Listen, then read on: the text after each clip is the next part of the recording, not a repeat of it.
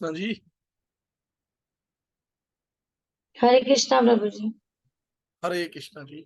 आप सभी भक्तों का श्री कृष्णा भक्ति गीता क्लासेस में स्वागत है। तो आज की क्लास हम शुरू करते हैं। एक बार कंफर्म कर दीजिए कि साउंड ठीक आ रही है। आ रही है भैया, ठीक आ रही है। ठीक है। ठीक है। ओम ज्ञानतिमिरान्धस्य ज्ञानाञ्जनशलाकया चक्षुरुन्मिलितं येन तस्मै श्रीगुरवे नमः। गुरुवे गौरचन्द्राय राधिकाय तदालये कृष्णाय कृष्ण भक्ताय तद्भक्ताय नमो नमः। हे कृष्णा करुणा सिंधु दीनबंधु जगतपते गोपेश गोपिका कांत राधा कांत नमस्तुते। तप्त कांचन गौरांगी राधे वृंदावनेश्वरी वृषभानुसुते देवी प्रणमामि हरिप्रिये। नारायण नमस्कृतं नरं चैव नरोत्तमं देवी सरस्वती व्यासं ततो जयमुदीरये। श्री कृष्ण चैतन्य प्रभु नित्यानंद श्री अद्वैत गदाधर शिवासादि गौर भक्त वृंद हरे कृष्णा कृष्ण कृष्णा हरे हरे हरे राम राम राम हरे हरे। सर्वप्रथम श्री गुरुदेव के चरणों में असंख्य कोटि दोनों प्रणाम करते हुए उनके अहितों की कृपा प्रार्थना करता हूँ और आप सभी भक्तों के चरणों में भी यथा योग्य दंडवत प्रणाम करता हूँ। बोलो जी हरे कृष्णा। हरे कृष्ण भैया। हरे कृष्णा। आज श्लोक संख्या कौन सा है?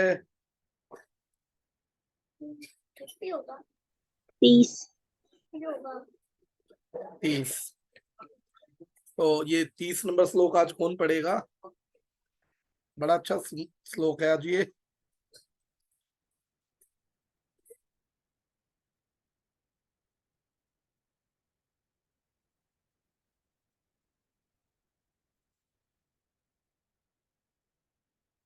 ज्योति दीदी पढ़ोगे आप श्लोक? हाँ जी प्रभु जी। हाँ जी मैं पढ़िए। एक मिनट।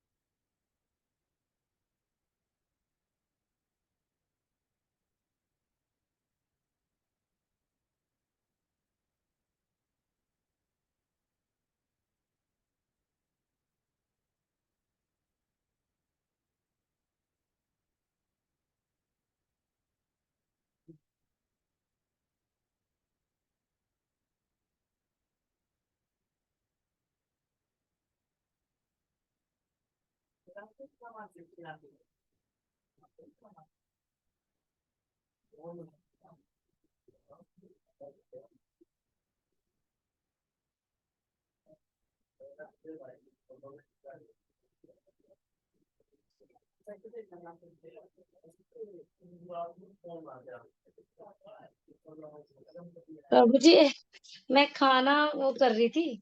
चल कोई बात नहीं। मैं पढ़ूं भैया? हाँ जी पढ़िए पढ़िए।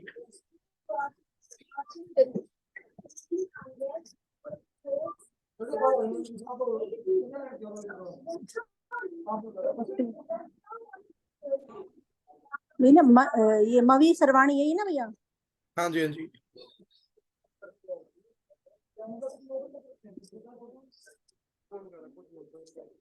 मयि सर्वाणी कर्माणि संन्यस्याध्या तम चेतसा निराशी निर्ममो भट्टवा युद्धे से विजय। अतः हे अर्जुन, अपने सारे कार्यों को मुझ में समर्पित करके मेरे पूर्ण ज्ञान से युक्त होकर लाभ की आकांक्षा से रहित, स्वामित्व के किसी दावे के बिना तथा आलस्य से रहित होकर युद्ध करो। यह श्रीमद् भगवद गीता के प्रयोजन को स्पष्टता इंगित करने वाला है। भगवान की शिक्षा है कि स्वधर्म पालन के लिए सैन्य अनुशासन के सदस्य पूर्णतः कृष्ण भावना भावित होना आवश्यक है। ऐसे आदेश से कुछ कठिनाई उपस्थित हो सकती है, फिर भी कृष्ण के आश्रित होकर स्वधर्म का पालन करना ही चाहिए, क्योंकि यह जीव की स्वाभाविक स्थिति है। जीव भगवान के सहयोग के बिना सुखी नहीं हो सकता, क्योंकि जीव की नित्य स्वाभाविक स्थिति ऐसी है कि भगवान की इच्छाओं के अधीन रहा जाए। अतः श्री कृष्ण ने अर्जुन को युद्ध करने का इस तरह आदेश दिया मानो भगवान उसके सेना नायक हो। परमेश्वर की इच्छा के लिए मनुष्य को सब की बलि करनी होती है और साथ ही स्वामित्व जताए बिना सब धर्म का पालन करना होता है। अर्जुन को भगवान के आदेश का मात्र पालन करना था। परमेश्वर समस्त आत्माओं की आत्मा है, अतः जो पूर्णतः परमेश्वर पर आश्रित रहता है, दूसरे शब्दों में जो पूर्णतः कृष्ण भावना भावित है, वह आध्यात्मिक चेतस है, चेतस कहलाता है। निराशी का अर्थ है स्वामी के आदेशानुसार कार्य करना, किंतु फल की आशा न करना। कोषाध्यक्ष अपने स्वामी के लिए लाखों रुपए गिन सकता है, किंतु इसमें से वह अपने लिए एक पैसा भी नहीं चाहता। इसी प्रकार मनुष्य को यह समझना चाहिए कि संसार में किसी व्यक्ति का कुछ भी नहीं है, सारी वस्तु परमेश्वर की है। मई अर्थात मुझमें का वास्तविक तात्पर्य यही है। तो जब मनुष्य इस प्रकार से कृष्ण भावनामृत में कार्य करता है, तो वह किसी वस्तु पर अपने स्वामित्व का दावा नहीं करता। यह भावनामृत निर्मम अर्थात मेरा कुछ नहीं है कहलाता है। यदि ऐसे कठोर आदेश को जो शारीरिक संबंध में तथा कथित बंधुत्व भावना से रहित है पूरा करने में कुछ झिझक हो तो उसे दूर कर देना चाहिए। इस प्रकार मनुष्य विगत जवर अर्थात जवर या आलस्य से रहित हो सकता है। अपने गुण तथा स्थिति के अनुसार प्रत्येक व्यक्ति को विशेष प्रकार का कार्य करना होता है और ऐसे कर्तव्यों का पालन कृष्ण भावना भावित होकर किया जा सकता है। इससे मुक्ति का मार्ग प्रशस्त हो जाएगा। हरे कृष्ण। हरे कृष्णा जी। श्लोक संख्या 30, अध्याय 3। मयि सर्वाणि कर्माणि संशय आध्यात्म चेतसा निराशी निर्ममो भूत्वा युध्यस्व विगतर्वरा। अर्थात हे अर्जुन, अपने सारे कार्यों को मुझ में समर्पित करके मेरे पूर्ण ज्ञान से युक्त होकर लाभ की आकांक्षा से रहित, स्वामित्व के किसी भी दावे के बिना और आलस्य से रहित होकर युद्ध करो। भगवान क्या कह रहे हैं अर्जुन को कि जितने भी तेरे सारे कार्य हैं, और हम लोग क्या करते हैं, हम लोग बोलते हैं कि भगवान का 10 मिनट मन मन से कर लो, 10 मिनट, है ना, सारा दिन क्या जरूरत है। लेकिन भगवान ने क्या आदेश दिया कि अपने सारे कार्यों को मुझ में समर्पित करके और पूर्ण ज्ञान किसके बारे में होता है? अज्ञान होता है संसार के बारे में और आध्यात्मिक ज्ञान होता है भगवान के बारे में। लाभ की आकांक्षा से रहित, हमारे अंदर लाभ की इच्छाएं नहीं होनी चाहिए। दूसरा, हमारे अंदर मालिक का स्वभाव नहीं होना चाहिए, जो अक्सर हम लोग मालिक बने घूमते हैं, है ना, कि मैं मालिक हूं, मेरे द्वारा हो रहा है ना, मेरे से नहीं पूछा। हर जगह हम लोग मालिक बनने की कोशिश करते हैं, उसके बिना किसी दावे के द्वारा और बिना किसी आलस्य के द्वारा युद्ध करो, ऐसा कह रहे हैं भगवान। अब हम इस श्लोक की चर्चा करते हैं थोड़ा डिटेल से, जिससे इसका एक एक वर्ड हमें समझ आएगा कि भगवान एक्चुअल में क्या कहना चाह रहे हैं अर्जुन को। पिछले श्लोक में भगवान ने कृष्णा कॉन्शियसनेस व्यक्ति के लिए कृत समन्वित शब्द का प्रयोग किया था, कि जो सब कुछ जानता हो, जिसका अर्थ है सब कुछ जानने वाला। हमने इस शब्द की व्याख्या में चर्चा की थी, चाहे जितना भी कृष्णा भावनित भावित हो जाए, जीव तो जीव तत्व ही रहता है, वो ईश्वर नहीं बन सकता। इस प्रकार जीव तो कभी भी सब कुछ जानने वाला नहीं बन सकता, क्योंकि सब कुछ जानने वाला कौन है? वो तो केवल एक हमारे कन्हैया है, हमारे भगवान श्री कृष्ण हैं। परंतु हाँ, एक अर्थ में वह सब कुछ जानने वाला बन सकता है, और वो यह है कि कृष्णा भावना भावित जीव कृष्ण तत्व को जान सकता है।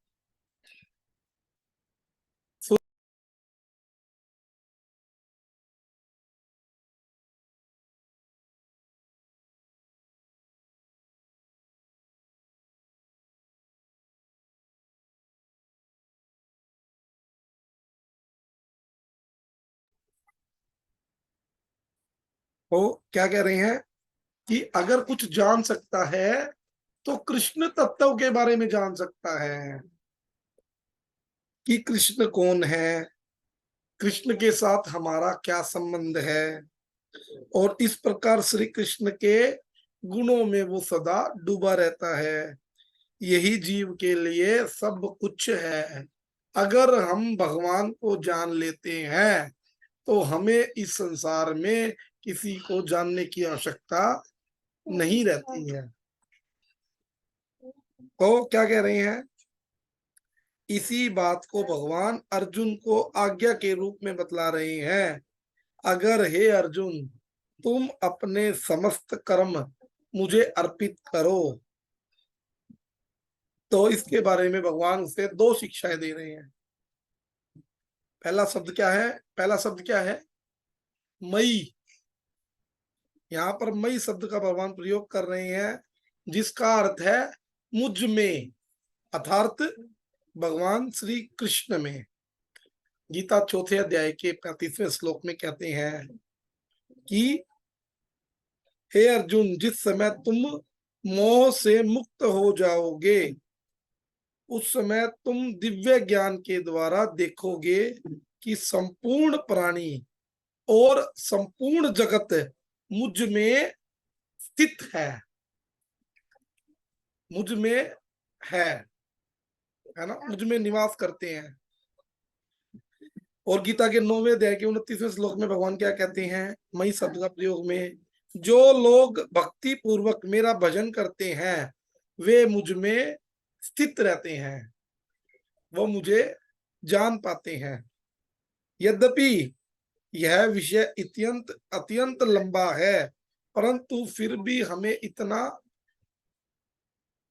समझना है कि भगवान जब कहते हैं संपूर्ण प्राणी उनमें स्थित है, तो इसका अर्थ यह है कि संपूर्ण जगत उनके शरीर में स्थित है।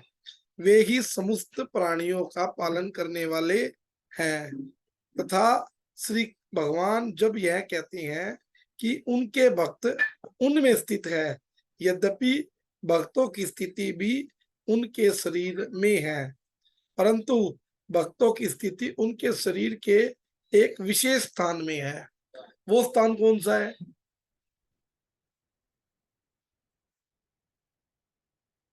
वो स्थान कौन सा है, वो स्थान है भगवान का हृदय, जहां भक्त निवास करते हैं। अब यहाँ पर भगवान कह रहे हैं अपने समस्त कर्मों को मुझ में अर्पण करो। मुझ में का अर्थ है भगवान स्वयं ही सभी प्रकार की संपत्तियों के अक्षय भंडार हैं। और भगवान कह रहे हैं हम भगवान के इस असीमित भंडार में अपने कर्मों की संपत्ति का जितना भी भंडार है वो सारा का सारा इसमें मिला दें। अपने कर्मों का फल हमें कुछ भी नहीं भोगना है। और पहले ही भगवान कह चुके हैं कर्मण्येवाधिकारस्ते मा फलेषु कदाचन, हमारा कर्म करने में अधिकार है, फल में अधिकार नहीं है। और क्या कह रहे हैं, यदि भगवान श्री कृष्ण परम भोक्ता हैं तो वे हमारे भी समस्त कर्मों के एक अकेले भोक्ता हैं। अहम सर्व यज्ञानाम भोक्ता नाम। और क्या कह रहे हैं, अगला शब्द क्या है, सर्वाणी कर्माणि। यहाँ पर भगवान कह रहे हैं मयि सर्वाणी कर्माणि सन्न्यस्य, मुझ में अपने संपूर्ण कर्म अर्पित करो, सभी प्रकार के कर्म। इसका अर्थ यह है कि हमने पूर्व काल में जितने भी शुभ और अशुभ कर्म किए हैं, वर्तमान काल में जो भी हम कर्म कर रहे हैं, और भविष्य में भी हम जितने भी कर्म करेंगे, वो सब के सब हमें भगवान श्री कृष्ण को अर्पण करने हैं। अब हम तीनों कालों के कर्मों पे अलग अलग विचार करेंगे। ठीक है जी। पूर्व काल के कर्म यदि हम अपने पूर्व काल के कर्मों पर विचार करें तो हमें समझना चाहिए कि हमारे असंख्य जन्म हो चुके हैं, परंतु उनमें से जितने बार मनुष्य का जीवन प्राप्त किया है, केवल उन जन्मों में किए हुए कर्म ही वास्तविक कर्म कहलाते हैं। बाकी तो सारी की सारी योनियां भोग योनियां है ना, केवल मनुष्य की योनि ही एक कर्म योनि है। और उन कर्मों का बहुत बड़ा भंडार हमारे पास है। अब कर्मों के उस भंडार में से कुछ कर्म तो नष्ट हो चुके हैं, क्योंकि उनका भोग हमने कभी स्वर्ग की प्राप्ति में किया और कभी नरक की प्राप्ति में किया और कभी हम अन्य अन्य पशु पक्षियों के शरीर की प्राप्ति करने में भी हमने खो दिया। मनुष्य जीवन में भी गर्भावस्था के कष्टों को भोग कर ऐसी अनेक प्रकार की स्थितियों में सुख और दुखों को भोग कर लिया, परंतु हमारे कर्मों का भंडार फिर भी कम नहीं हुआ, वह असीमित है। उसे भोगने के लिए हमें न जाने कितने और जन्म लेने पड़ेंगे। यद्यपि एक दृष्टि से हमारे ये सभी कर्म शुभ और अशुभ ही हैं, क्योंकि दोनों प्रकार के हैं, परंतु यदि गहराई से देखा जाए ये सभी कर्म अशुभ ही हैं, क्योंकि भगवान श्री कृष्ण को भूलकर हम जो भी शुभ कर्म करते हैं और जब हम उन कर्मों को भगवान से नहीं जोड़ते हैं बल्कि उसे अपने इस भौतिक जगत के द्वारा जोड़ते हैं, चाहे उन शुभ कर्मों के फल स्वरूप हमें चाहे कितना भी सुख प्राप्त हो, वो सब की सब वो टेम्परेरी है एंड नित्य है और क्या है, सीमित है। इस प्रकार हमें समझना चाहिए कि भगवान श्री कृष्ण की सेवा से हमें जो नित्य और असीमित सुख प्राप्त होता है, उस सुख की तुलना में जो हमें शुभ कर्मों के द्वारा अर्थात पुण्य कर्मों के द्वारा जो हमें सुख प्राप्त होता है, वो अत्यंत तुच्छ है। इस प्रकार श्री कृष्ण की सेवा रूपी कर्म से यदि शुभ कर्म की तुलना की जाए तो शुभ कर्म भी अशुभ कर्म कहलाएंगे। शुभ कर्म को हम लोग पुण्य कर्म भी बोलते हैं। तो यहाँ पर भगवान की आज्ञा है हम ये सभी कर्म श्री कृष्ण को अर्पित करें। इसका परिणाम यह होगा कि हमारे पूर्व कर्मों का जितना भी खाता है वो सारा का सारा क्या होगा, समाप्त हो जाएगा। ठीक है। और अब क्या कह रहे हैं, अब कह रहे हैं वर्तमान काल के, जो प्रेजेंट काल में हम लोग जितने भी कर्म कर रहे हैं, और इसको चलो इसको लेकर चलो, जहां तक वर्तमान काल के कर्मों की बात है हमें समझना चाहिए यहाँ पर ऐसे व्यक्ति की चर्चा चल रही है जो पूर्ण रूप से कृष्णा कॉन्शियसनेस है। ऐसा व्यक्ति कभी भी अपने मनमाने ढंग से कर्म नहीं कर सकता है। उसके जीवन का लक्ष्य अपनी इंद्रिय तृप्ति ना होकर भगवान श्री कृष्ण को प्रसन्न करना होता है। जहां तक अर्जुन की बात है, अर्जुन के लिए भगवान स्वयं आज्ञा दे रहे हैं कि उन्हें क्या करना है और क्या नहीं करना है।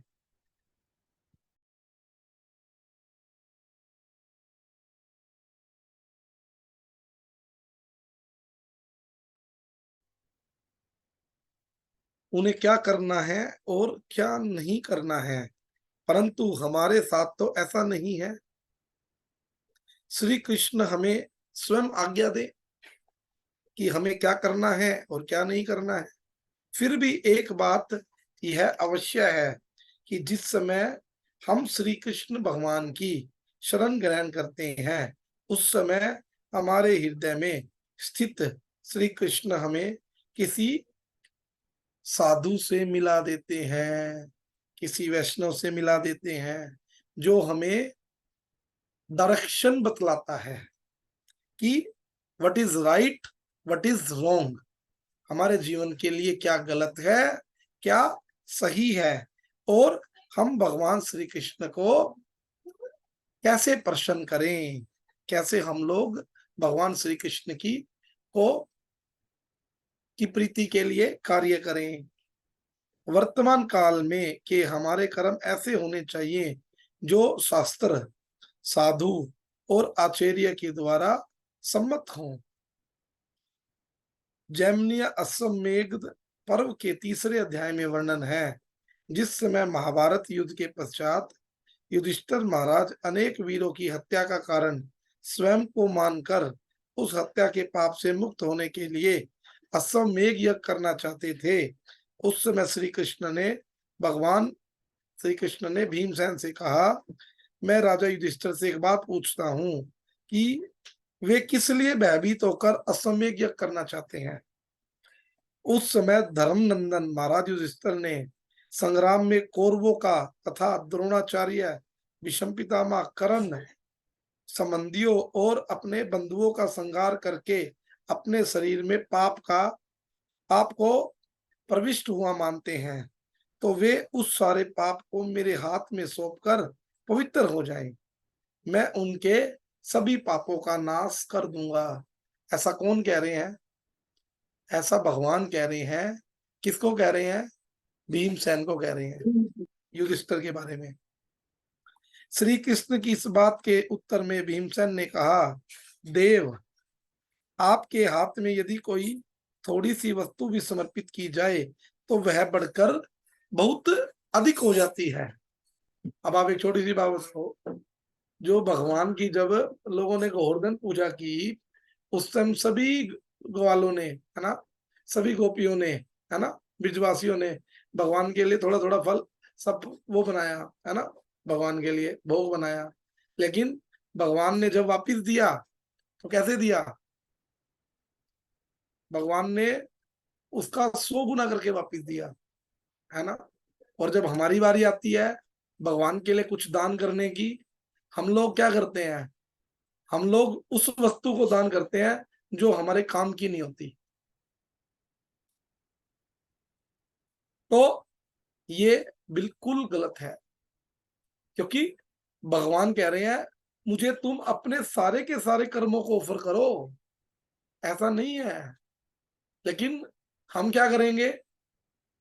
है जी, हम कथा सुन लेंगे, हरिनाम कर लेंगे, लेकिन जब हमें अपने धन की देने की बारी आती है, हम लोग पीछे हट जाते हैं। क्यों? उस धन के बारे में क्यों नहीं देना चाहते हम लोग? क्योंकि उस धन के स्वामी हम अपने आप को खुद बनाए बैठे हैं।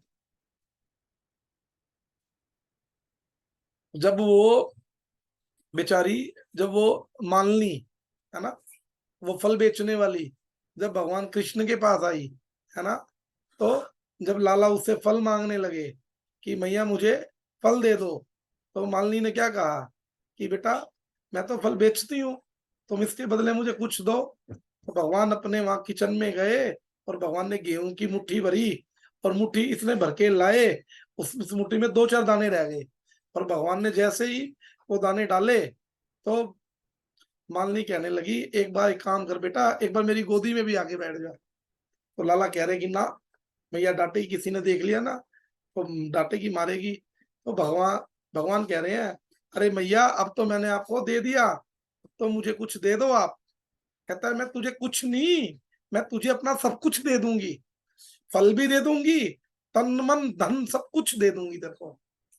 और जब उसने भगवान को अपना सब कुछ दे दिया, जी, भगवान को प्रेम किया, तो भगवान ने क्या किया? फल के बदले उस मैया की टोकरी को हीरे मोतियों से भर दिया। भगवान नहीं किसी का रखते हैं, भगवान नहीं रखते किसी का। भगवान स्पष्ट कह रहे हैं कि मैं नहीं रखता किसी का भैया, है, भगवान नहीं रखते किसी का। तो क्या कह रहे हैं? तो यही बात भीमसेन जी कह रहे हैं कि आपके हाथ में यदि कोई थोड़ी सी वस्तु भी समर्पित की जाए तो यह बढ़ चढ़कर अधिक हो जाती है। तो ये महाराज इस बात को जानते हैं, अतः ये पांडु नंदन युधिष्ठिर आपके हाथ में अपना पाप नहीं दे सकते, परंतु यज्ञानुष्ठान से प्राप्त हुआ पुण्य ये अवश्य आपको समर्पित कर देंगे। यदि हम श्री कृष्ण और भीमसेन की इन दोनों पर विचार करें तो यह समझ सकते हैं श्री कृष्ण उसी व्यक्ति को आज्ञा देते हैं कि वह पूर्व काल किए हुए सभी कर्मों को श्री कृष्ण को समर्पित करे और वर्तमान काल में श्री कृष्ण के प्रति पूर्ण शरणागत है, तथा भीमसेन वर्तमान काल की बात कर रहे हैं और ऐसा शरणागत व्यक्ति अपना पाप श्री कृष्ण को अर्पित नहीं कर सकता है, वह अपना पुण्य ही श्री कृष्ण को अर्पित करता है। इसका अर्थ यह है कि ऐसा शरणागत व्यक्ति वर्तमान काल में कोई पाप कर्म नहीं कर सकता है और न ही वह ऐसा सोचे कि श्री कृष्ण मेरे सभी पापों को नष्ट कर देंगे और मैं सभी प्रकार के पाप कर्म कर सकता हूँ।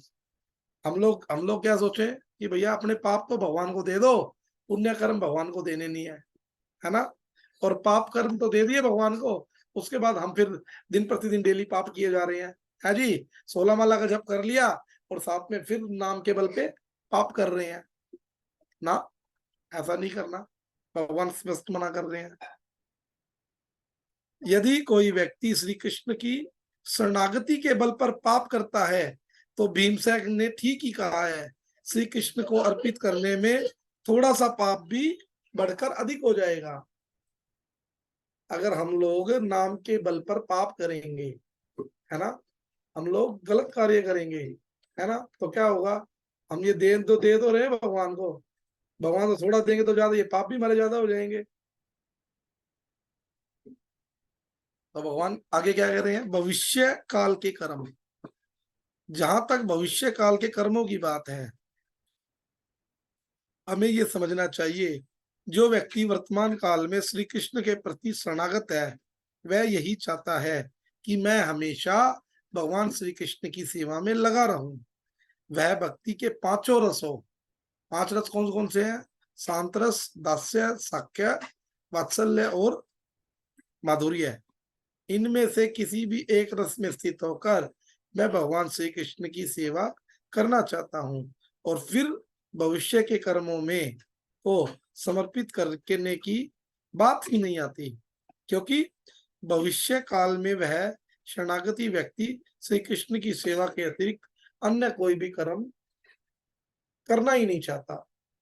भाई भविष्य कर्म तो जब देंगे ना हम, जब कोई वो करेगा, है जी, हम तो ये करना चाह रहे हैं कि सब कुछ भगवान के लिए, जो कृष्ण कॉन्शियसनेस होगा।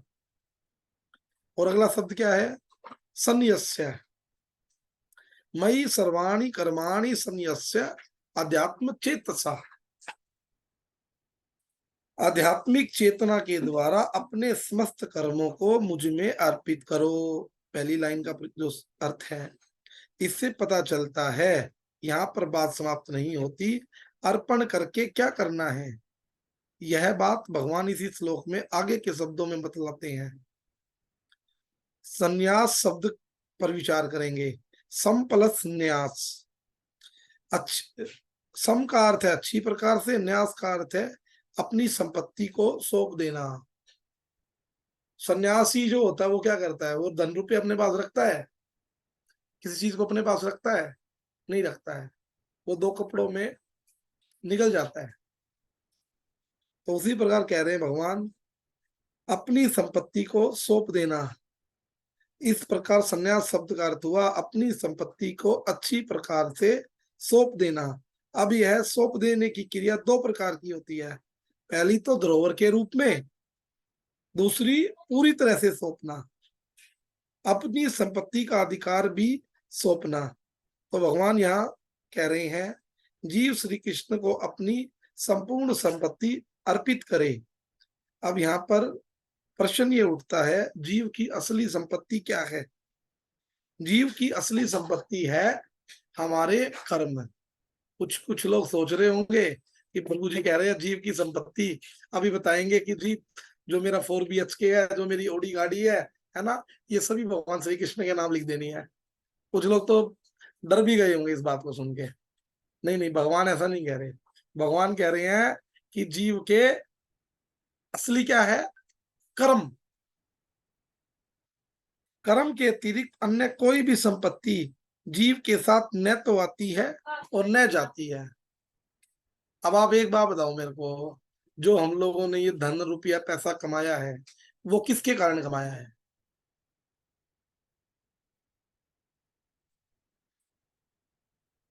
जो हमारे पास सब कुछ है ये किसके कारण है? हमारे कर्मों के कारण है। हमारे कर्मों के कारण है। अगर हम इन कर्मों को ही भगवान को समर्पित कर देंगे तो सब कुछ भगवान का अपने आप ही समर्पित हो जाएगा अपने आप को। जीव जिस समय जन्म लेता है उस समय उसके कर्म ही उसके साथ आते हैं। उन कर्मों के कारण ही उसे अन्य संपत्ति पर अधिकार मिलता है। भाई बच्चा होता है, बच्चा जब बड़ा होता है उसको उसके में अपने माँ बाप की संपत्ति मिलती है, सब उसके कर्मों के ऊपर डिफाइन होता है, डिपेंड होता है। इसके अतिरिक्त जीव जब जिस शरीर को त्याग देता है उस समय भी वो कोई भी संपत्ति अपने साथ नहीं लेके जाता। कोई लेके गया आज तक? कोई भी नहीं गया, है ना। जो सिकंदर था, सिकंदर ने सारा जग लूटा, लेकिन अंत समय में उसने भी क्या किया था? अपने मंत्रियों को कह दिया था कि जब मैं जाऊं, मेरी शव यात्रा निकले, तो मेरे दोनों के दोनों हाथ बाहर निकाल देना और कह देना कि मैंने तो इस संसार में ये गलती कर दी, लेकिन हे दुनिया वालों तुम ये गलती मत करना।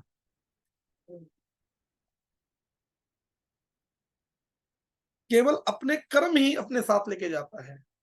अपने कर्म ही जाएंगे और कर्म ही आए थे। और क्या कहते हैं हम लोग, क्या कहते हैं गीता के बारे में? क्या लेके आए थे क्या लेके जाओगे? हम भैया हम कर्मों को लेके आए थे और कर्मों को लेके जाएंगे। ये है असली गीता का ज्ञान। जो हमारे संसार में चलता है ना, वो पता नहीं कहाँ कहाँ से लोग बोलते हैं, कैसे कैसे बोलते हैं। गीता पढ़ी नहीं होती, सुनी नहीं होती, और लिख देते हैं क्या लेके आए थे क्या लेके जाओगे, आज तेरा है वो मेरा है, कल तेरा होगा परसों मेरा होगा, पता नहीं क्या क्या लिख देते हैं। दूसरा आगे क्या कह रहे हैं? उन कर्मों के द्वारा ही उसे अगले जीवन में अन्य संपत्ति पर अधिकार मिलता है अथवा नहीं मिलता है। कर्म किए होंगे तो मिल जाएगा, कर्म नहीं किए होंगे तो नहीं मिलेगा। तो यहाँ पर भगवान कह रहे हैं अपने समस्त कर्म रूपी संपत्ति को मुझे अर्पित करो। श्री कृष्ण का यही व्यापार है। श्री कृष्ण चाहते हैं हम अपना सब कुछ उन्हें सौंप दें, और उसके परिणाम स्वरूप भगवान श्री कृष्ण क्या करते हैं? श्री कृष्ण भी अपना सब कुछ हमें सौंप देते हैं। इस भौतिक संसार में इस प्रकार का व्यापार नहीं होता है। यदि कोई धनी व्यक्ति किसी निर्धन व्यक्ति से कहे कि तुम अपनी पूरी संपत्ति मुझे सौंप दो, इसके फलस्वरूप मैं अपनी पूरी संपत्ति तुम्हें सौंप दूंगा, क्या संपत्ति मैं तुम्हें सौंप दूंगा, तो इस प्रकार धनी व्यक्ति को तो बहुत बड़ा घाटा हो जाएगा, नहीं हो जाएगा जी? अब आप तो सारे के सारे कहोगे जी हम तो फिर अंबानी के साथ वो कर लेते हैं, एक्सचेंज कर लेते हैं, हम तो अंबानी अडानी के घर जाएंगे। हाँ जी अंबानी जी आप मेरा घर ले लीजिए, और जो आपका एंटीलिया जो है ना हाउस है वो आप हमारे को दे दो। तो अंबानी तो भैया धोखे में रह जाएगा, घाटे में रह जाएगा। लेकिन भगवान श्री कृष्ण क्या कर रहे हैं? श्री कृष्ण इसी प्रकार का व्यापार करते हैं। श्री कृष्ण ऐसे व्यक्ति को अपने प्रेम से इस प्रकार जोड़ लेते हैं कि वह श्री कृष्ण की प्रत्येक वस्तु को श्री कृष्ण की सेवा में ही लगाता है। भगवान को हमें अगर अपना ऑफर किया तो भगवान के द्वारा ही तो हमें मिल रहा है सब कुछ, और वही चीज हम भगवान की सेवा में लगा रहे हैं। भगवान ऐसे ही करते हैं। भगवान ने हमें बिना पैसों के हरि नाम दिया, है ना। किसी देश काल का नियम नहीं रखा, कुछ नहीं रखा, बस ये कहा हरे कृष्णा कृष्णा कृष्णा हरे हरे, हरे राम राम राम हरे हरे। और आगे क्या कह रहे हैं? अध्यात्म चेतसा, आध्यात्मिक चेतना, आध्यात्मिक चेतना के द्वारा अपने समस्त कर्मों को मुझ में अर्पित करो। आध्यात्मिक चेतना दो शब्दों से मिलकर बना है, एक अध्यात्म दूसरा चेतसा। अध्यात्म का अर्थ है, अध्यात्म का क्या अर्थ है? हम लोगों ने कितनी बार इसके बारे में बोला है? आप में से कौन बताएगा अध्यात्म का क्या अर्थ है?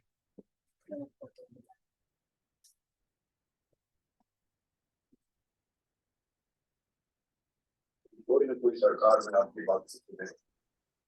हाँ जी, ज्योति दीदी, अध्यात्म शब्द का क्या अर्थ है?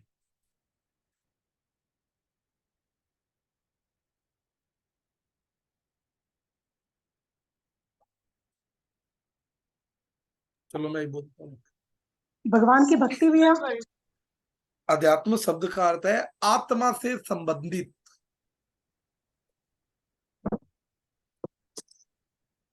आत्मा से संबंधित चेतना के द्वारा जिस समय हम अपने आप को शरीर से अलग जीवात्मा समझते हैं उस समय हमारी चेतना आध्यात्मिक चेतना कहलाती है। और जिस समय हम अपने आप को शरीर समझते हैं तो उस चेतना को क्या बोला जाता है? भौतिक चेतना। अभी हम लोग सब भौतिक चेतना वाले हैं। इस समय अध्यात्म भगवान, भैया जी, अध्यात्म भगवान की भक्ति, मन से भगवान की भक्ति को नहीं कर सकते? नहीं नहीं, जो आत्मा है ना, जो जी, आत्मा है, जो आत्मा से संबंधित है, अर्थात ठीक है। जो आपका शरीर से संबंधित है वो भौतिक ज्ञान, और जो आत्मा से संबंधित है वो आध्यात्मिक ज्ञान। आत्मा को अध्यात्म बोला गया है ना। तो क्या कह रहे हैं कि जिस समय हम अपने आप को शरीर समझते हैं वो हमारी भौतिक चेतना कहलाती है। तो इस प्रकार हमें समझना चाहिए कि आध्यात्मिक चेतना और भौतिक चेतना एक दूसरे के विपरीत है। हम उस भंडार, जैसे कि जैसे क्या होता है, चावलों का जो बड़ा भंडार है उसमें से एक बड़े भंडार को समझने के लिए हम उस भंडार में से चावल के कुछ दानों को देखना और समझना होता है। उसी प्रकार श्री कृष्ण जो विभु आत्मा है उनको समझने के लिए हमें अपने आप को पहले समझना होता है, जो अणु आत्मा है। हम अणु हैं, भगवान श्री कृष्ण विभु हैं। जिस समय हम अपने आप को शरीर से पृथक अणु आत्मा समझते हैं उस समय हमारी चेतना आध्यात्मिक चेतना हो जाती है।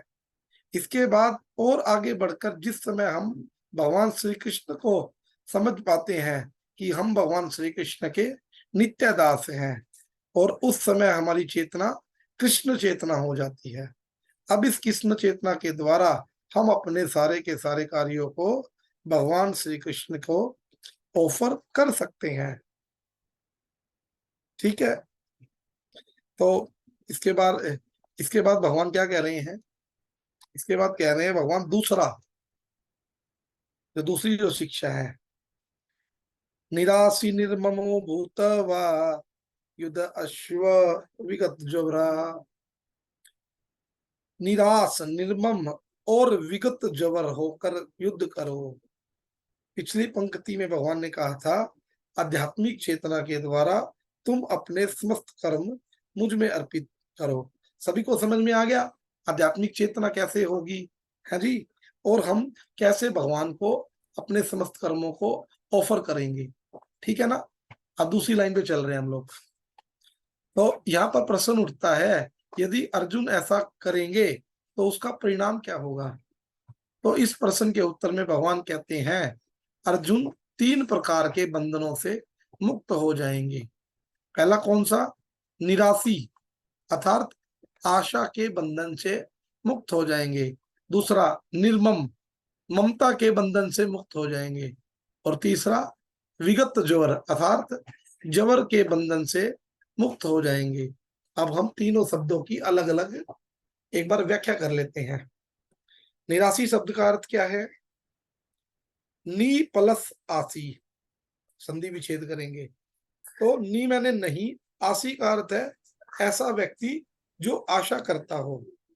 इस प्रकार निराशी शब्द का प्रयोग, शब्द का अर्थ हुआ ऐसा व्यक्ति जो आशा न करता हो। इच्छा रहित। भगवान गीता में कहते हैं कि हम यदि भगवान श्री कृष्ण को जान लें तो हमें शांति प्राप्त हो सकती है, श्री कृष्ण ही परम भोक्ता है, श्री कृष्ण ही परमेश्वर है, श्री कृष्ण ही परम हमारे सुहृद है अर्थात मित्र हैं। हम इन तीनों बातों के प्रकाश में उन 3 बातों की चर्चा करेंगे जो भगवान यहाँ पर कह रहे हैं।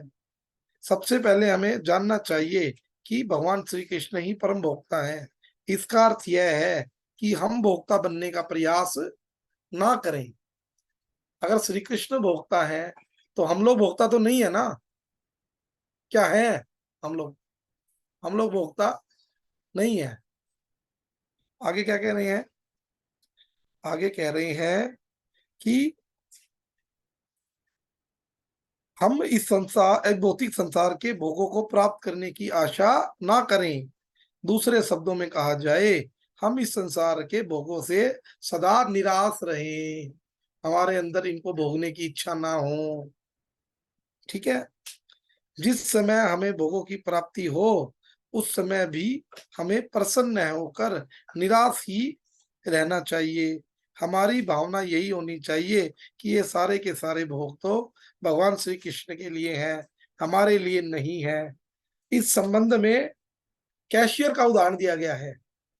जैसे हमारी विशाखा दीदी बैंक में जॉब करती है ना। डेली कितना कितना पैसा आता है दीदी? खूब आता है ना। अगर दीदी उसमें से 2-4 गड्डियां निकाल के डेली घर ले आए, क्या वो बैंक वाले मानेंगे? गवर्नमेंट आपको छोड़ेगी? हाँ जी विशाखा दीदी। हरे कृष्णा दीदी।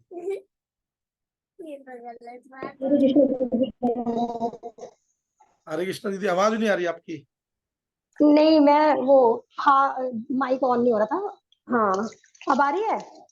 हाँ जी। जी प्रभु जी। अगर आप तो बैंक में कैशियर हो ना। हाँ अगर जी, हाँ आप बैंक से थोड़ा बहुत पैसा डेली निकाल के ले आओ, आपको बैंक वाले, वो पैसा आपका है।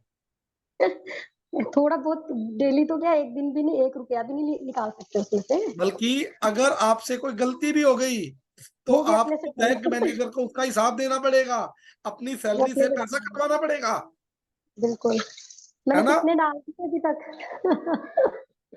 क्यों? किंतु इसमें से वो पैसा एक भी अपने लिए नहीं चाहता है। इसका अर्थ यह है, हम जो भी कर्म करते हैं उन कर्मों को करते समय हम उन कर्मों के फल को भोगने की आशा ना करें, बल्कि श्री कृष्ण को प्रसन्न करने की आशा से कर्म करें। यदि अर्जुन के पक्ष में विचार किया जाए तो यहाँ पर भगवान कह रहे हैं, हे अर्जुन, यदि तुम इस आध्यात्मिक चेतना में स्थित होकर अपने संपूर्ण कर्म मुझे अर्पित करोगे तो पहला परिणाम क्या होगा? तुम यह युद्ध निराश होकर करोगे। तुम्हारे मन में ये इच्छा नहीं होगी कि इससे जो तुम्हें मिलेगा तुम उसे भोगोगे। तुम निराश होकर करोगे, तुम्हारे मन में आशा नहीं होगी, इच्छा ही नहीं होगी। और हमने कोई कार्य करना हो तो हमारे अंदर कितनी पॉजिटिव वो आशाएं आ जाती है।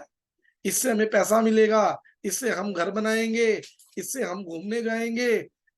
नौकरी अभी लगी नहीं है, पैसा घर में आया नहीं है, और हमारे जो सपनों के जो वो है, सपनों के जो घर हैं वो बनने स्टार्ट हो जाते हैं। और जैसे ही हमारा पेपर क्लियर नहीं होता, हमारे साथ क्या होता है? हमारे जीवन में दुखों का पहाड़ टूट जाता है, क्योंकि हम उस कर्म को निराश होकर नहीं कर रहे, किसी आशा के साथ नहीं कर रहे।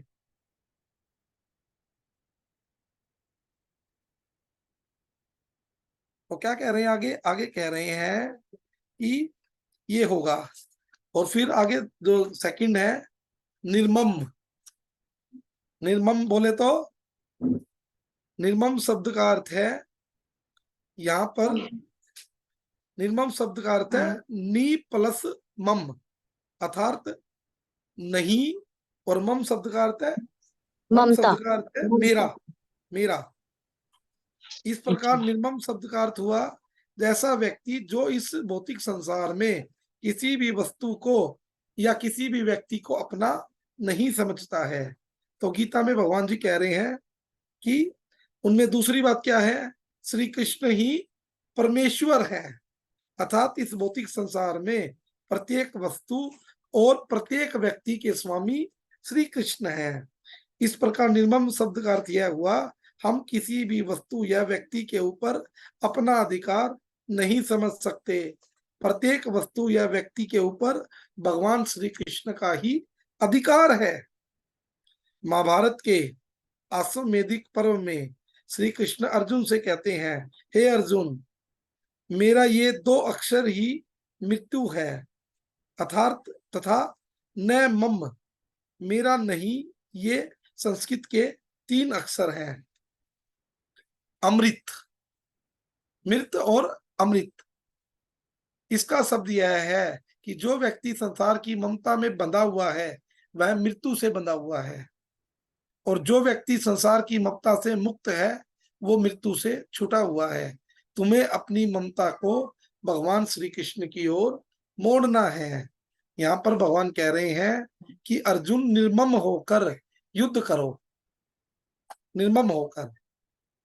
इसका अर्थ यह भी है कि वे श्री कृष्ण के अतिरिक्त अन्य किसी भी व्यक्ति के प्रति ममता ना करें कि वह अपना है। मतलब भगवान ये कहना चाह रहे हैं कि हम लोग जो अपनी आसक्ति कर लेते हैं ना, हम किसी के साथ आसक्ति हो जाती है, किसी से प्रेम करने लग जाते हैं, और जब वो उस प्रेम पर खरा नहीं उतरता तो हमारे जीवन में दुखों का पहाड़ टूट जाता है। तो भगवान कह रहे हैं, अगर आपको आसक्ति करनी है तो वो किससे करनी है? वो मुझ में करनी है, मुझसे करनी है। और जब भाई आत्मा का स्वामी कौन है? भगवान श्री कृष्ण है।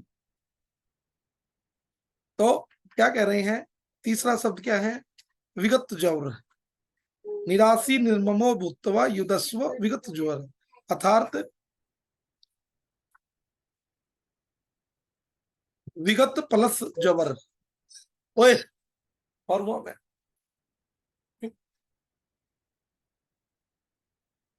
ऐसा व्यक्ति, विगत जबर का शब्द का अर्थ होता है ऐसी वस्तु जो विश्व रूप से चली गई है, और जबर शब्द का अर्थ है आलस्य। इस प्रकार ऐसा व्यक्ति जिसका आलस्य विशेष रूप से चला गया है। इसका अर्थ यह हुआ, श्री कृष्ण के आदेश का पालन करने में आलस्य नहीं करना चाहिए। तीसरी बात क्या थी? भगवान श्री कृष्ण ही हमारे परम हितैषी हैं, अर्थात हमारे परम मित्र हैं। जो इन 3 बातों को जान जाता है, कौन कौन सी 3 बातें बतलाई हैं 5वें अध्याय के 29वें श्लोक में, सभी को याद भी हो गई होंगी। पहला, भगवान श्री कृष्ण ही परम भोक्ता है, भगवान श्री कृष्ण ही परमेश्वर है, और तीसरा, भगवान श्री कृष्ण ही परम हितैषी हैं। इस प्रकार हमें समझना चाहिए कि आलस्य का त्याग करके भगवान श्री कृष्ण के आदेशों का पालन करना चाहिए, क्योंकि भगवान श्री कृष्ण ही हमारे परम हितकारी हैं। हम जितना अधिक भगवान श्री कृष्ण के आदेशों का पालन करेंगे उतना ही हमारा अधिक कल्याण होगा। और जबर शब्द का एक अर्थ और है बुखार। इस संबंध में श्रीमद् भागवतम के 10वें स्कंद के 63वें अध्याय में वर्णन आता है, जिस समय श्री कृष्ण का बाणासुर के साथ युद्ध हो रहा था। उस समय बाणासुर की रक्षा करने के लिए, अब देखो, अब मैं आपको एक बात बताऊं, जो हम लोग जब बाणासुर ने भगवान भोलेनाथ की तपस्या की थी, और जब उससे कहा था, जब उनसे उसको अपना चौकीदार बना लिया था, है ना, अपना सेवक बना लिया था, तो बाणासुर के तरफ से बाणासुर ने कहा था हम भगवान श्री कृष्ण के ऊपर चढ़ाई करेंगे। तो शिवजी तो सेवक बन गए थे, तो शिवजी ने कहा ठीक है तुम करो। शिवजी ये भी दिखाना चाहते थे बाणासुर को कि भगवान श्री कृष्ण के आगे मैं कुछ भी नहीं हूं। इसी के बारे में वर्णन हो रहा है यहाँ पे। उस समय बाणासुर की रक्षा करने के लिए आए हुए शिवजी का श्री कृष्ण का युद्ध होने लगा। श्री कृष्ण के द्वारा शिवजी मूर्छित हो गए। उस समय शिवजी का छोड़ा हुआ 3 सिर 3 पैर वाला बुखार 10 दिशाओं को जलाता हुआ सा भगवान श्री कृष्ण की ओर दौड़ा। श्री कृष्ण ने उसे अपनी ओर आते हुए देखकर उसका मुकाबला करने के लिए अपना जवर छोड़ा। अब वैष्णव जवर और शिव जवर आपस में लड़ने लगे। अंत में वैष्णव जवर के तेज से शिव जवर ने पीड़ित होकर भगवान श्री कृष्ण की शरण ग्रहण की। शिव जवर ने कहा, हे प्रभु, आपकी शक्ति अनंत है, आप ब्रह्मा और आदि ईश्वरों के भी परम महेश्वर है, आप सबके आत्मा और सर्व स्वरूप हैं। संसार की उत्पत्ति, स्थिति और संहार के कारण भी आप ही हैं। आप समस्त विकारों से रहित स्वयं ब्रह्मा हैं। मैं आपको प्रणाम करता हूँ। शिवजवर की स्तुति से प्रसन्न होकर भगवान श्री कृष्ण ने कहा, हे त्रिसरा, हे तीन सिर वाले, अब तुम निर्भय हो जाओ। संसार में जो कोई हम दोनों के संवाद का स्मरण करेगा, उसे तुमसे कोई भय नहीं रहेगा। अर्थात भगवान कह रहे हैं कि हे अर्जुन, तुम मेरी शरण में रहकर अगर तुम विगत जोर होकर शिवजी के जोर से निर्भय होकर युद्ध करो। और जोर शब्द का एक अन्य अर्थ भी होता है ईर्ष्या।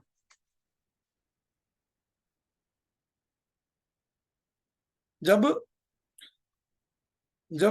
इस श्लोक में रम्यक वर्ष के अधिपतु मन्नु मत्स्य के रूप में भगवान श्री कृष्ण की स्तुति करते हुए कहते हैं, हे प्रभु, एक बार इंद्र आदि देवताओं को प्राण स्वरूप आपसे ईर्ष्या हुई, तब आपके अलग हो जाने पर वे अलग अलग होकर आपसे आपस में मिलकर भी मनुष्य, पशु और जितने भी शरीर हैं उनमें से किसी एक की भी रक्षा नहीं कर सके। इस प्रकार भगवान कह रहे हैं कि हम विगत जोर होके भगवान श्री कृष्ण के प्रति ईर्ष्या को त्याग कर उनके आदेशों का पालन करें, जिससे हमारा क्या होगा, कल्याण होगा। ठीक है। तो भगवान क्या कह रहे हैं, भगवान कह रहे हैं कि हे अर्जुन, तुम अपने सारे के सारे कार्य आध्यात्मिक चेतना के द्वारा मुझ में समर्पित करो। और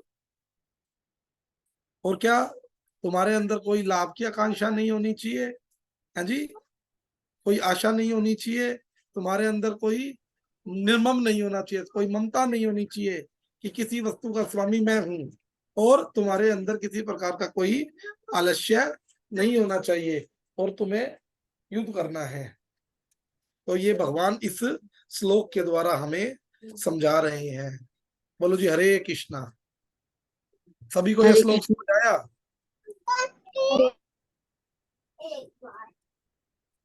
हरे कृष्ण। माता जी कुछ कहना चाहते हो?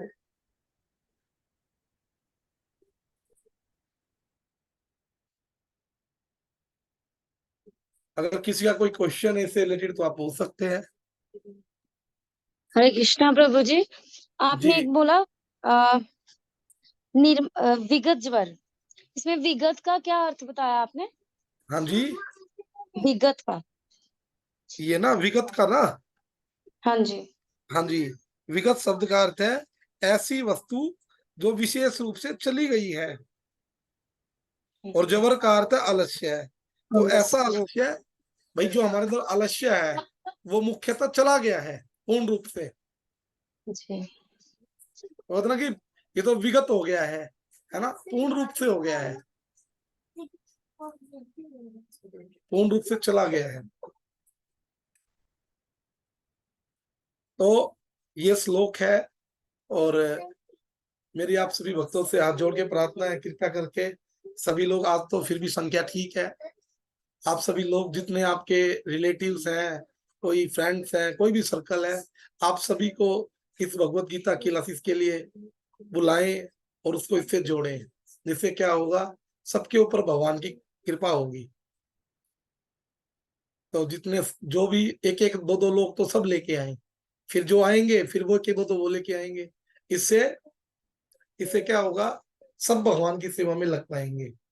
और जिसने अभी तक, है ना, हमारा जो ये चैनल है अच्युत कृष्ण दास के नाम से, जिसने अभी तक सब्सक्राइब नहीं किया है, लाइक नहीं किया है, आप कृपया करके उसको लाइक करें, सब्सक्राइब करें और इसको शेयर करें ज्यादा से ज्यादा, कि जिससे जिससे सभी लोग हमारे से जुड़ पाए और हम जो गौरवाणी है, जो चैतन्य महाप्रभु ने जो कहा था कि गांव गांव शहर शहर जाके इस हरिनाम संकीर्तन का प्रचार करो, हम उस प्रचार में थोड़ा थोड़ा हम सब लोग आंशिक रूप से इसमें हम लोग सहयोग कर सकते हैं और यही हमारी अपने गुरुदेव के प्रति सेवा होगी, क्योंकि ये गुरुदेव का आदेश है। किसी आगे कोई क्वेश्चन है तो आप पूछ सकते हैं।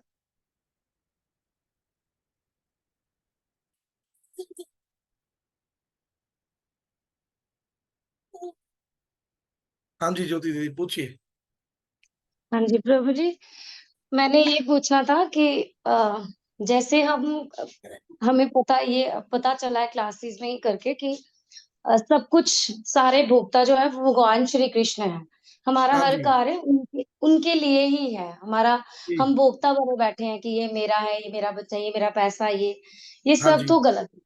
तो हमारे एक्चुअली हमारे पाप कर्म ही है जो हमें ऐसा सोचने के लिए विवश करते हैं कि ये मैं हूँ, मैं इसका स्वामी हूँ, है ना?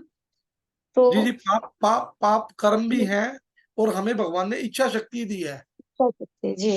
तो भगवान प्रभु ने जी इच्छा हमारे शक्ति पाप कर्म इतने देखो। ज्यादा कैसे हम मुक्त हो जाए, क्योंकि हम तो बड़े काफी समय से करते आ रहे हैं ना, क्योंकि पता नहीं देखो कौन सा जन्म है, कितने सालों से कितने पाप करते आ रहे हैं।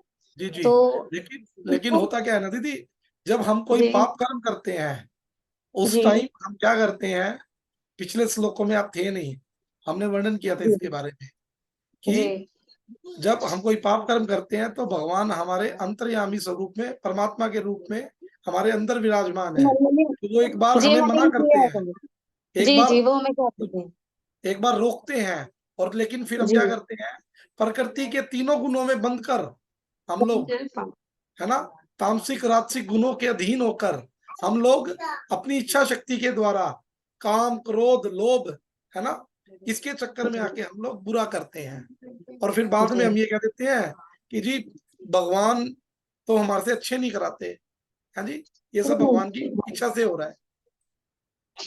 जी पाप, तो और कुछ पाप तो ऐसे भी है जो हमें शायद पता भी नहीं होगा कि हमसे हो रहे जी हैं। वो तो हम लोग देखो, हम श्वास लेते हैं, है ना, जी तो जीव जी मर जाते हैं, है ना, कुछ हमारे पैरों के नीचे आ जाते हैं, है ना, हमें पता ही नहीं चलता।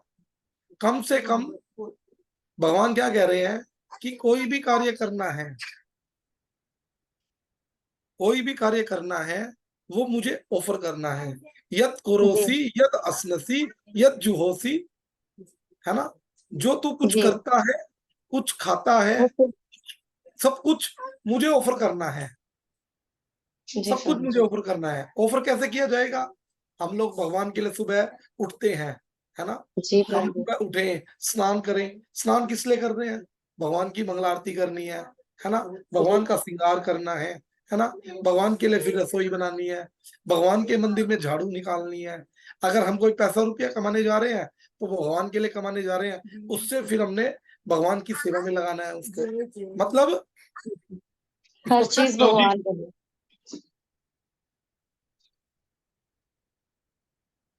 तो भगवान क्या कह रहे हैं, भगवान ये कह रहे हैं कि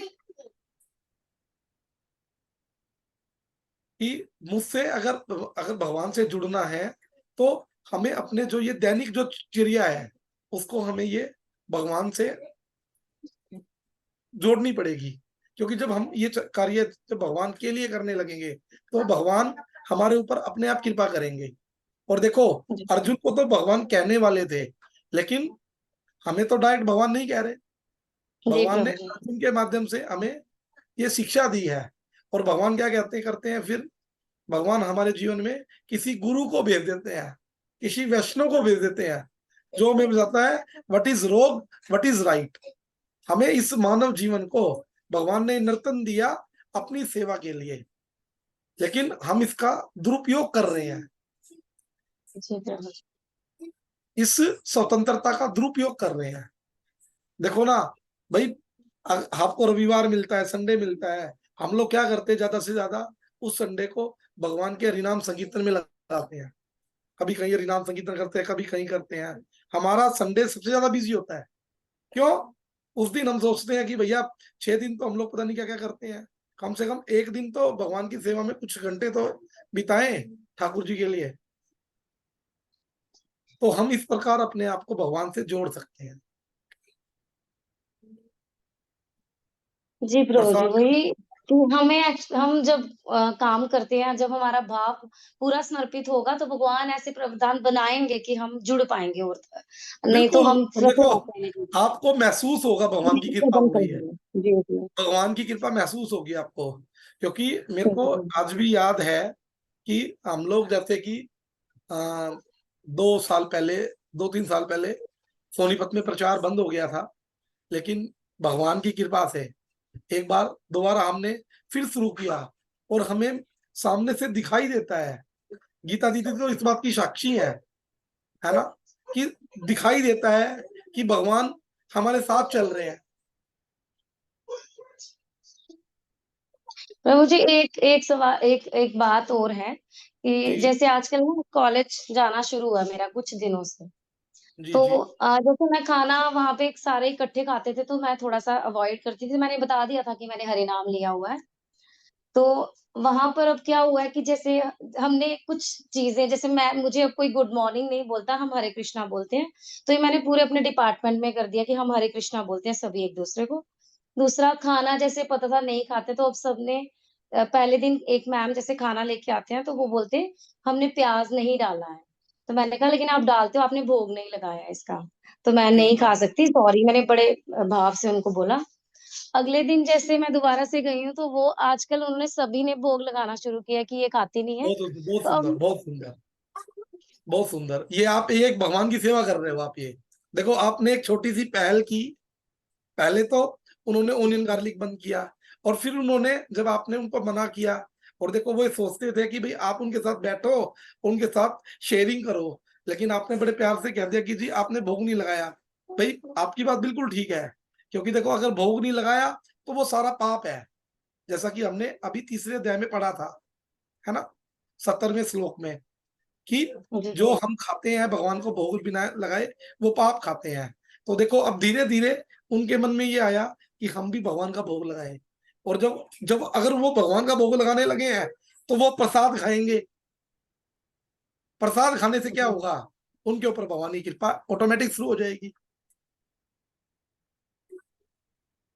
लेकिन प्रभु जी, एक तब में बात ये थी कि वो तो ठीक है, लेकिन फिर ऐसे जब मैं गुरुदेव का ऐसे बता रही थी कि ये हुआ, तो मुझे बोलते तुम ना गुरुदेव को ज्यादा, मतलब गुरुदेव तो डायरेक्ट कृष्णा होने चाहिए, तो गुरुदेव की क्या जरूरत होती है। तो ऐसे बात करते करते मैं, मतलब मुझे कंट्रोल रहना चाहिए था, बाकी में जैसे रखा। पर मुझे ना एकदम से गुस्सा आने लगा कि गुरु, मैंने बोला गुरुदेव ही तो मिलाते हैं भगवान से। तो इस बात पे थोड़ा सा बोले तो मुझे क्रोध आ गया, मुझे बड़ा बुरा लगा कि मैं क्या खुद दोबारा कुछ बोलो नहीं। एक बार, क्या बोला आपने, दोबारा बोलो एक बार, मैं समझ नहीं पाया आपकी बात। गुरुदेव की बात हो रही थी कि ऐसे गुरुदेव मिले, मतलब मैं बता रही थी कि गुरुदेव मिले थे। मैं सोचा नहीं था, लेकिन मैं जैसे गई गुरुदेव मिले तो मैं वो बात बता रही थी। तो कहते तुम ना गुरुदेव, ये ऐसे कुछ नहीं होता, मतलब कृष्ण तो है ये मान गए, लेकिन कहते कृष्ण भगवान से डायरेक्ट वो भी तो गुरुदेव हो सकते हैं। तो मैंने कहा वो गुरुदेव के बिना आप नहीं मिल सकते, आपको नहीं मिलेंगे। तो बस इस बात पे थोड़ा सा मैं, मतलब थोड़ी सी बहस हो गई जो मुझे नहीं करनी चाहिए थी। तो ये भी अपराध ही है देखो कि एक्चुअली, देखो कैसा है ना, एक्चुअली क्या है ना, एक्चुअली दीदी हमारे अंदर काम क्रोध मोह लोभ जो मद मत्स्य है ना, ये हमारे अंदर बड़े हुए हैं। अभी हमारे अंदर हरि नाम का प्रभाव नहीं है। इसलिए अगर कोई भगवान के बारे में या गुरु जी के बारे में या कोई भी ऐसी कोई बात बोलता है जो हमें अप्रिय लगती है, तो हमारा जो गुस्सा होता है ना वो 7वें आसमान पे आ जाता है। क्यों? क्योंकि हम लोगों को अभी जो चित्ररूपी दर्पण है हमारा, है ना, ये अभी अच्छे से साफ नहीं हुआ है।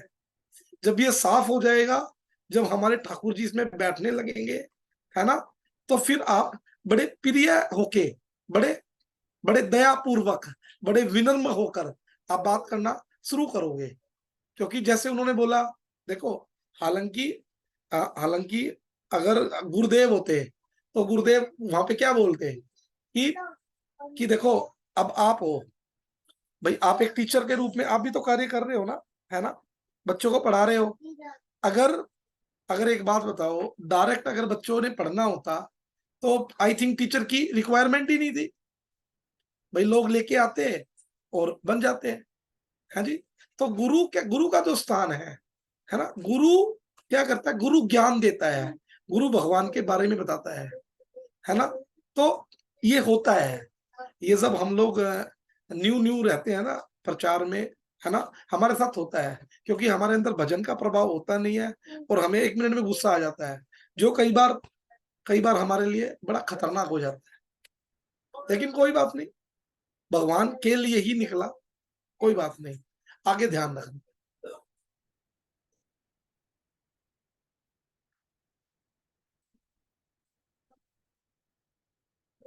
आप तो आपको क्लियर हो गया दीदी? जी प्रभु जी। ठीक। और कोई?